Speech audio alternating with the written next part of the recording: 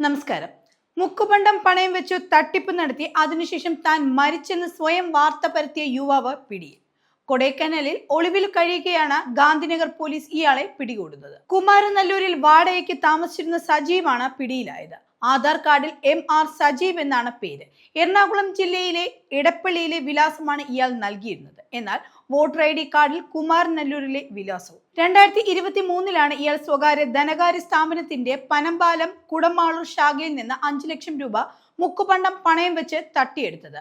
അന്വേഷണം നടത്തിയപ്പോൾ ഇയാൾ ചെന്നൈയിൽ മരിച്ചെന്ന വിവരമാണ് ലഭിച്ചത്.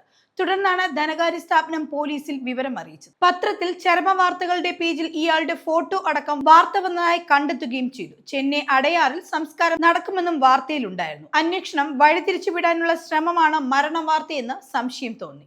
തുടർന്നാണ് കൊടൈക്കനാൽ ഉൾപ്പെടെ മറ്റു സ്ഥലങ്ങളിലേക്കും പോലീസ് അന്വേഷണം വ്യാപിപ്പിച്ചത്. പലയിടങ്ങളിലും ഇയാൾ സമാനമായ രീതിയിൽ തട്ടിപ്പ് നടത്തിയിട്ടുണ്ട്. എന്നാൽ ആരും പോലീസിൽ പരാതി നൽകിയിരുന്നില്ല. കുമാരനല്ലൂരിലെ ഒരു ഫ്ളാറ്റിലാണ് ഇയാൾ വാടകയ്ക്ക് താമസിച്ചിരുന്നത്. സിനിമാ നടനാണെന്നാണ് ഇയാൾ സമീപവാസികളെ പറഞ്ഞ് വിശ്വസിപ്പിച്ചിരുന്നത്.